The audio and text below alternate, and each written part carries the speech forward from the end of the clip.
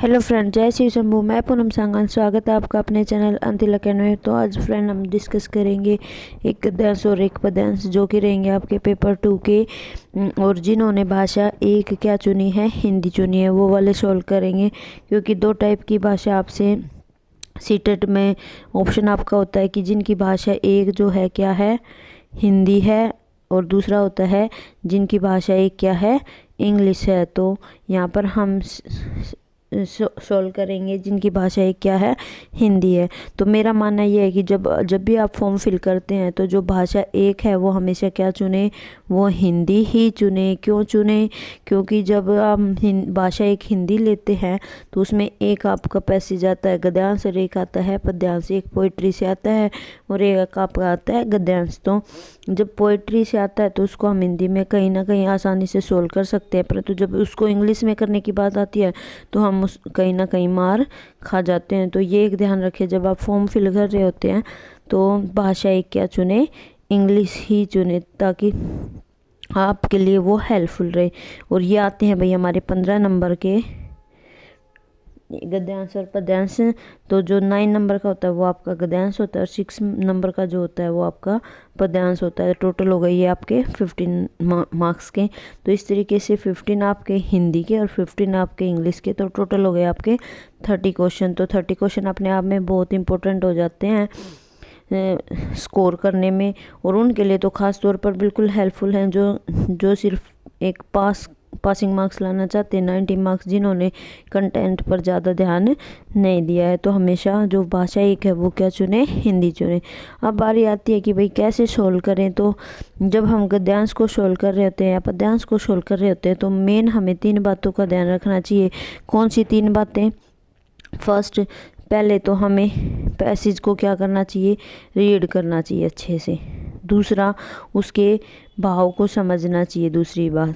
तीसरा, जो हम आंसर देंगे, जो हम क्वेश्चन का जो आंसर देंगे वो किसके अकॉर्डिंग देंगे, पैसेज के अकॉर्डिंग देंगे कि पैसेज में क्या बात कही गई है, उसके अकॉर्डिंग हमें उसका आंसर देना है। तो चलिए स्टार्ट करते हैं। हम देखते हैं कैसे सोल्व करते हैं, कैसे अपने टाइम को सेव किया जा सकता है और कम से कम समय में गद्यांश पद्यांश को सोल्व किया जा सकता है। और वीडियो पसंद आए तो लाइक ज़रूर करना, चैनल पर नए हैं तो चैनल को सब्सक्राइब भी ज़रूर करना और बेल आइकन को दबा लेना ताकि नई नई वीडियो आपको मिलती रहे। और मेरा साथ अपना साथ मेरे लिए ऐसे ही बनाए रखिएगा, अपना प्यार ऐसे ही मेरे साथ रखिएगा। तो चलिए स्टार्ट करते हैं आज का अपना गद्यांश। सबसे पहले हमें रीड करना है, तो चलिए रीड करते हैं। खेल की कक्षा शुरू हुई तो एक दुबली पतली लड़की शिक्षक से ओलंपिक रिकॉर्ड्स के बारे में सवाल पूछने लगी। इस पर कक्षा के सभी छात्र हंसने लगे। 4 साल की उम्र में ही उसे पोलियो हो गया था। शिक्षक ने भी व्यंग्य किया, तुम खेलों के बारे में जानकर क्या करोगी? तुम तो ठीक से खड़ी भी नहीं हो सकती, फिर ओलंपिक से तुम्हारा क्या मतलब? तुम्हें कौन सा खेलों में भाग लेना है, ये सब जानना चाहती हो? उदास होकर लड़की चुपचाप बैठ गई। सारी क्लास उस पर देर तक हंसती रही। घर जाकर उसने माँ से पूछा, क्या मैं दुनिया की सबसे तेज धावक बन सकती हूँ? उसकी माँ ने उसे उत्तर दिया और कहा, तुम कुछ भी कर सकती हो और इस संसार में नामुमकिन कुछ भी नहीं। अगले दिन जब खेल पीरियड में उसे बाकी बच्चों से अलग बिठाया गया तो उसने कुछ सोचकर बैसाखियाँ संभाली और दृढ़ निश्चय के साथ बोली, सर याद रखिएगा, अगर लगन सच्ची और इरादे बुलंद हो तो सब कुछ संभव है। सभी ने इसे भी मजाक में लिया और उनकी बात पर ठेका लगाया। अब वह लड़की तेज दौड़ने के अभ्यास में जुट गई। वह कोच की सलाह पर अमल करने लगी, अच्छी और पौष्टिक खुराक लेने लगी। कुछ दिनों में उसने अच्छी तरह चलना फिर दौड़ना सीख लिया। उसके बाद वह छोटी मोटी दौड़ में हिस्सा लेने लगी। अब कई लोग उसकी मदद करने के लिए आगे आने लगे। वे उसका उत्साह बढ़ाते, उसके हौसले बुलंद होने लगे। उसने 1960 के ओलंपिक में 100 मीटर, 200 मीटर और 4 गुना 100 मीन्स 400 रिले में वर्ल्ड रिकॉर्ड बनाकर सबको आश्चर्यचकित कर दिया। ओलंपिक में इतिहास रचने वाली वह बालिका थी अमेरिका की प्रसिद्ध धाविका विमला रुडोल्फ। तो कहीं ना कहीं हमने पूरा पैसेज पढ़ा, पूरा हमने अपना गद्यांश पढ़ा, तो हमें एक सीख तो ज़रूर मिली कि दृढ़ निश्चय होना चाहिए तो हमें सफलता अवश्य मिल जाएगी। कर्म अच्छे होने चाहिए तो हमें सफलता अवश्य मिल जाएगी। तो देखिए फर्स्ट क्वेश्चन क्या है हमारा, व्यंग्य किया का सबसे उपयुक्त अर्थ होगा। तो देखो हमने ऊपर पढ़ा था व्यंग्य किया, ये रहा। शिक्षक ने भी व्यंग्य किया, ने भी व्यंग्य किया, भी पर जोर जा रहा है। तो मीन्स इससे हमें, इस वाक्य से हमें क्या पता चला कि बच्चों ने तो उसका मजाक उड़ाया ही उड़ाया, साथ में जो टीचर है उसने भी उसका क्या उड़ाया, मजाक उड़ाया। तो ऑप्शन में देखिए क्या दे रखा है आपका, क्या अर्थ होगा, उपहास किया, निकाल दिया, डांट लगाई, ताना मारा। तो क्या ऑप्शन आंसर हो जाएगा आपका, उपहास किया। तो इस तरीके से आप अपना क्वेश्चन जल्दी से ढूंढ सकते हैं। पौष्टिक खुराक में दोनों शब्द हैं क्रमशः तत्सम तद्भव, तद्भव तत्सम, देशज आगत, तत्सम आगत। तो ये कौन सा शब्द है आपके, तत्सम शब्द है। जो पौष्टिक है वो आपका तत्सम शब्द है, और ये आगत है, खुराक जो है आपका आगत मतलब दूसरी भाषा से लिया हुआ शब्द है। ज़्यादा बेसिक आपकी ग्रामर आती है, जिन्होंने अब तक ग्रामर नहीं की है कोई बात नहीं, परंतु जिन्होंने की है उनके लिए अच्छी बात है। जिन्होंने नहीं किया वो ग्रामर पे ज़्यादा टाइम वेस्ट करना बेकार रहेगा, क्योंकि वहाँ बेसिक सी को ग्रामर आती है। तत्सम हो गए, तद्भव हो गए, आपके विशेषण हो गए, और कई बार अलंकार भी पूछ लेता है। इस तरीके की बेसिक सी ग्रामर आएगी, वो आप आसानी से कर सकते हो। अगर कोई बात नहीं 1-2 मार्क्स कटेंगे तो कोई नहीं, अब आपके पास टाइम नहीं है कि आप ग्रामर पे अपना टाइम खर्च करें। नेक्स्ट क्वेश्चन, तुम्हें कौन सा खेलों में भाग लेना है, डैश भावार्थ की दृष्टि से देखें तो उपयुक्त वाक्य है। तुम्हें कौन सा खेलों में भाग लेना है, कौन सा वाक्य है, निषेधार्थक, विस्मयार्थक, प्रश्नार्थक, विधानार्थक। तो ये कौन सा शब्द है आपका, निषेधार्थक वाक्य की। जो निषेधार्थक वाक्य होते हैं वो कौन से होते हैं, जिस वाक्य में किसी, जो वाक्य हमें किसी निषेध कार्य के बारे में बताए कि कार्य की, इस वाक्य में कार्य की क्या हो रही है, मनाही हो रही है। तो इसमें भी कहीं ना कहीं मनाही हो रही है कि तुम्हें कौन सा खेलों में भाग लेना है, कि तुम्हें तो खेलों में भाग लेना नहीं है। तो ये क्या हो गया आपका, निषेधार्थक वाक्य हो गया। तो ऑप्शन नंबर जो फर्स्ट है वो आपका क्या हो जाएगा, बिल्कुल ठीक हो जाएगा। लड़की के सवाल पूछने पर छात्र हंस पड़े क्योंकि लड़की, आपने पैसेज में पढ़ा था कि जब लड़की ने ओलंपिक के बारे में पूछा तो बच्चे हंसने लगे थे। क्यों हंसने लगे थे, क्योंकि उन्हें पता था कि ये इसको पोलियो और ये खेलों में भाग नहीं ले सकती, फिर भी ये उनके बारे में क्यों पूछ रही है। तो ऑप्शंस पढ़िए, खेलना नहीं जानती थी, खेल नहीं सकती थी, खेलना नहीं चाहती थी, बहुत छोटी थी। तो कहीं वो खेल नहीं सकती थी, इसलिए बच्चों ने क्या किया, उसका मजाक उड़ाया, उस पर हंसने लगे क्योंकि वो खेल नहीं सकती थी। परंतु दृढ़ निश्चय हो तो हर काम संभव है, नामुमकिन कुछ भी नहीं है। ये भी हमने इसी गद्यांश में पढ़ा। आपके विचार में लड़की को सफलता की सबसे बड़ी प्रेरणा किसने दी। तो सबसे बड़ी प्रेरणा किसने दी, बच्चों ने भी उसका मजाक उड़ाया, टीचर ने भी उसका मजाक उड़ाया, परंतु जब उसने घर जाकर अपनी माँ से पूछा तो उसकी माँ ने कहा कि बिल्कुल तुम तेज धावक बन सकती हो। तो सबसे बड़ी प्रेरणा उसको किसने दी थी, आपने यहाँ पढ़ा था पैसेज में। घर जाकर जब उसने माँ से पूछा तो उसकी माँ ने उसको सबसे बड़ी प्रेरणा दी थी कि इस दुनिया में नामुमकिन, इस संसार में नामुमकिन कुछ भी नहीं है, तुम तेज धावक बन सकती हो। तो क्या आंसर हो जाएगा आपका, उसकी माँ ने। ऑप्शन नंबर जो थर्ड है वो बिल्कुल ठीक हो जाएगा। नेक्स्ट क्वेश्चन,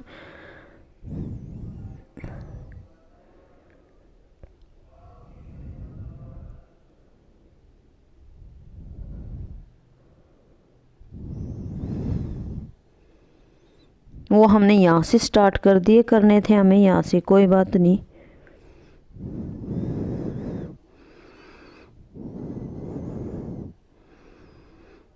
ये 3 क्वेश्चन रहते हैं, ये सोल्व कर लेते हैं। हमने पहले वहाँ से कर दिए भाई, हमने ध्यान नहीं दिया, पहले ये वाला करना था फिर वो करने थे। कोई बात नहीं, क्वेश्चन तो सोल्व करने ही थे।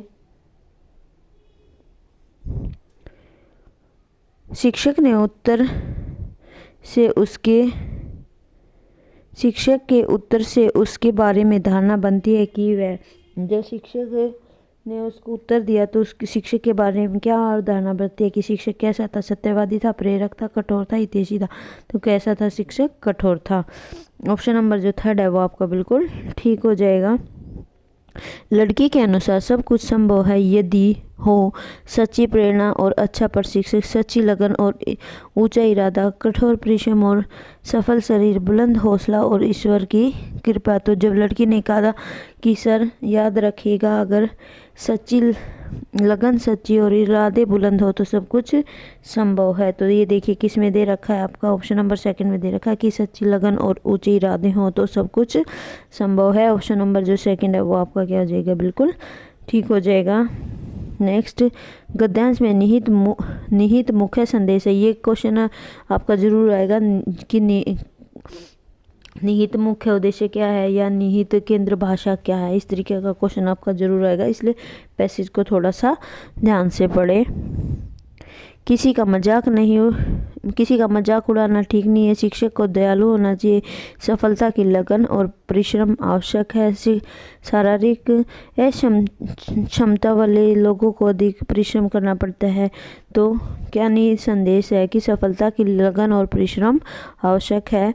उस परिश्रम और लगन के साथ हम हर कार्य को संभव कर सकते हैं। नेक्स्ट क्वेश्चन, आश्चर्यचकित का विग्रह। अगर इसको विग्रह किया जाए तो क्या होगा? आश्चर्य से चकित रहना। तो ये आपका ऑप्शन दे रखा है 3, तो ऑप्शन नंबर जो 3 है वो आपका बिल्कुल ठीक हो जाएगा। तो इस तरीके से हम अपना जो गद्यांश है वो सॉल्व कर सकते हैं। अब बारी आती है हमारे पद्यांश की, काव्यांश की। तो पढ़ते हैं क्या दे रखा हमारा काव्यांश।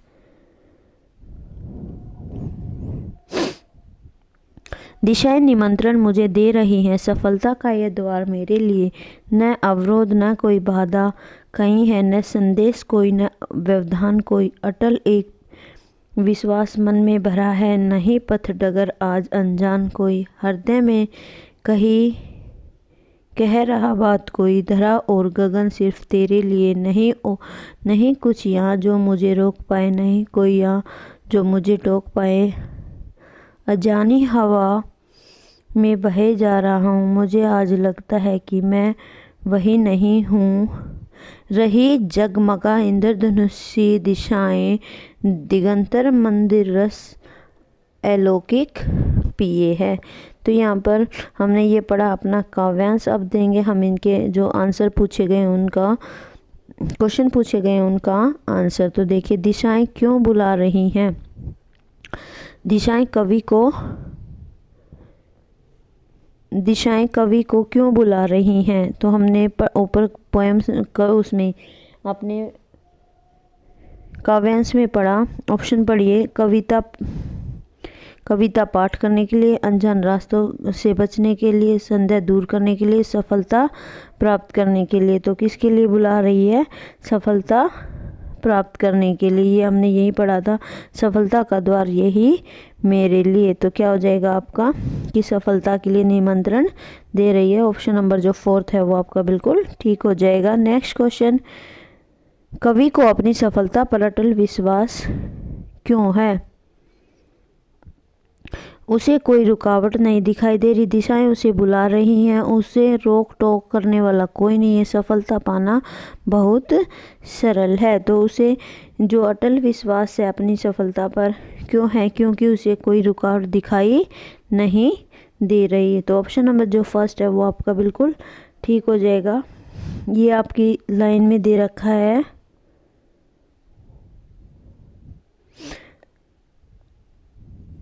न कोई अवरोध न कोई व्यवधान, कि अब उसे अपनी सफलता में कोई रुकावट दिखाई नहीं दे रही। तो इस तरीके से ऑप्शन नंबर जो 1 है वो आपका ठीक हो जाएगा। नेक्स्ट क्वेश्चन, व्यक्ति पंक्ति से प्रतीत होता है किस पंक्ति से प्रतीत होता है कि कवि का व्यक्ति तो बदल गया है, जिसमें वो कह रहा है कि मुझे लगता अब मैं नहीं हूँ, वो वाली लाइन होगी।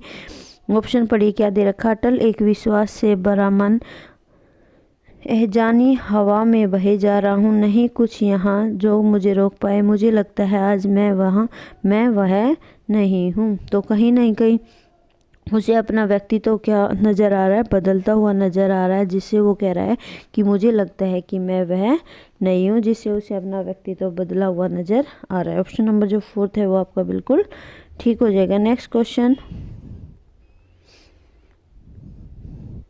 व्याकरण की दृष्टि से इंद्रधनुषी शब्द है। व्याकरण की दृष्टि से इंद्रधनुषी शब्द है संज्ञा, सर्वनाम, विशेषण, क्रिया विशेषण। तो क्या हो जाएगा आपका विशेषण।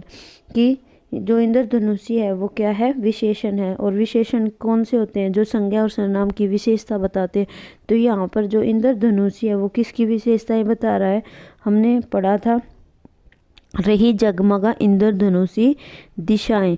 तो जो इंद्रधनुषी है वो किसकी विशेषताएं हैं, दिशाएं की। तो हमारा ये क्या बन जाएगा, विशेषण।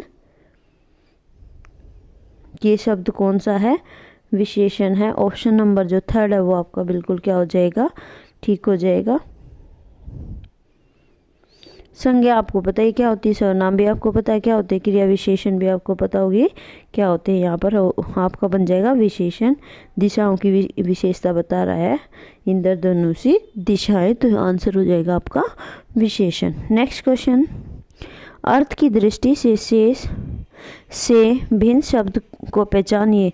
कि 3 तो एक जैसे होंगे, एक अलग होगा, उसको पहचानना। डगर, अवरोध, व्यवधान, बाधा।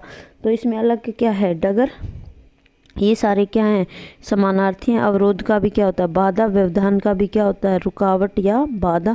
और बाधा का तो है ही कि रुकावट। तो ये सारे क्या हैं, समानार्थी। ये अलग क्या है, डगर। डगर का अगर हम समानार्थी ढूंढे तो क्या हो जाता, रास्ता, मार्ग और राह, ये इसके समानार्थी हो जाते। तो अलग क्या है हमारा, डगर। नेक्स्ट क्वेश्चन, और आज का लास्ट क्वेश्चन, एक क्वेश्चन हो रहा है भाई, इसके बाद लास्ट नहीं है। कविता का केंद्रीय स्वर क्या है। तो देखिए यहाँ भी केंद्रीय स्वर पूछ लिया आपसे। उत्साह, आत्मविश्वास, बाधाएं और विघ्न, सुनसानी और अनजानापन, कर्म और प्रेरणा। तो जो केंद्रीय जो स्वर है वो क्या था आपका, उत्साह और आत्मविश्वास। की जो कवि है वो क्या कहता है कि अपने कर्म के साथ, और कि अगर हम अच्छा कर्म करते हैं तो हम सफलता को प्राप्त कर सकते हैं। हमारे अंदर अगर उत्साह है और अपने आप पर विश्वास है तो हर कार्य में हम सफलता ले सकते हैं। ऑप्शन नंबर जो 1 है वो आपका क्या हो जाएगा, बिल्कुल ठीक हो जाएगा। तो ये थे भैया आज के हमारे 15 क्वेश्चन, गद्यांश और पद्यांश कैसे सोल्व करें।